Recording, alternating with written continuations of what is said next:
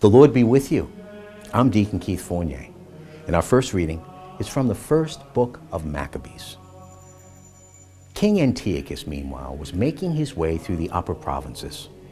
He had heard that in Persia there was a city called Elymais, renowned for its riches, its silver and gold, and its very wealthy temple containing golden armor, breastplates, and weapons, left there by Alexander, son of Philip, the king of Macedon, the first to reign over the Greeks. He therefore went and attempted to take the city and pillage it, but without success, the citizens having been forewarned. They resisted him by force of arms.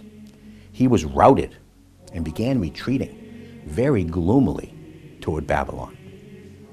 But while he was still in Persia, news reached him that the armies which had invaded Judaea had been routed, and that Lysias in particular had advanced in massive strength, only to be forced to turn and flee before the Jews, that the latter were now stronger than ever, thanks to the arms, supplies, and abundant spoils acquired from the armies they had cut to pieces, and that they had pulled down the abomination which he had erected on the altar in Jerusalem, had encircled the sanctuary with high walls as in the past, and had fortified Beth-zur, one of his cities.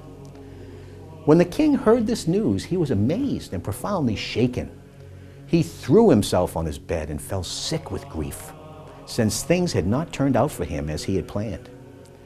And there he remained for many days, subject to deep and recurrent fits of melancholy, until he realized that he was dying.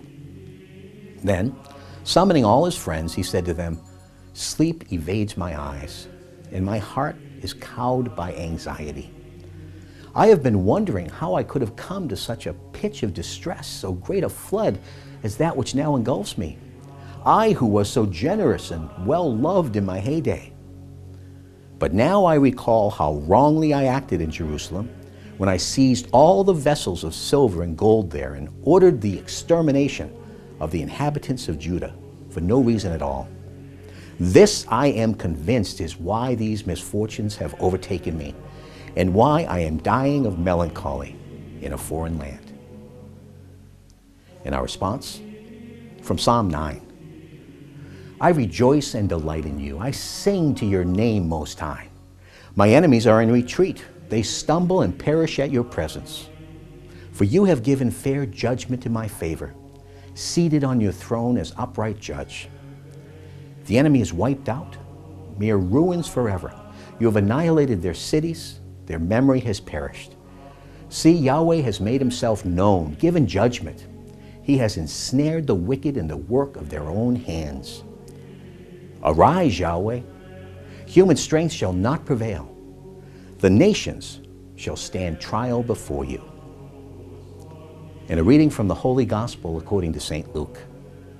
Some Sadducees, those who argue that there is no resurrection, approached Jesus, and they put this question to him: Master, Moses prescribed for us if a man's married brother dies childless, the man must marry the widow to raise up children for his brother.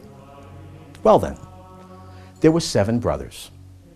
The first, having married a wife, died childless. The second, and then the third, married the widow. And the same with all 7. They died leaving no children.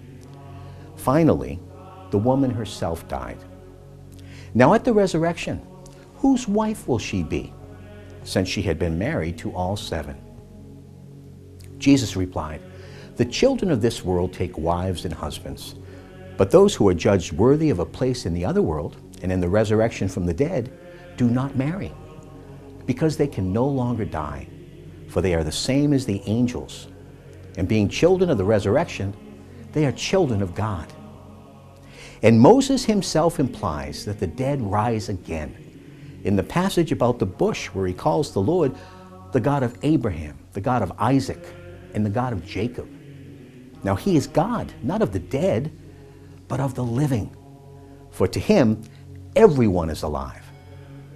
Some scribes then spoke up. They said, Well put, Master. And they did not dare to ask him any more questions. The Gospel of the Lord.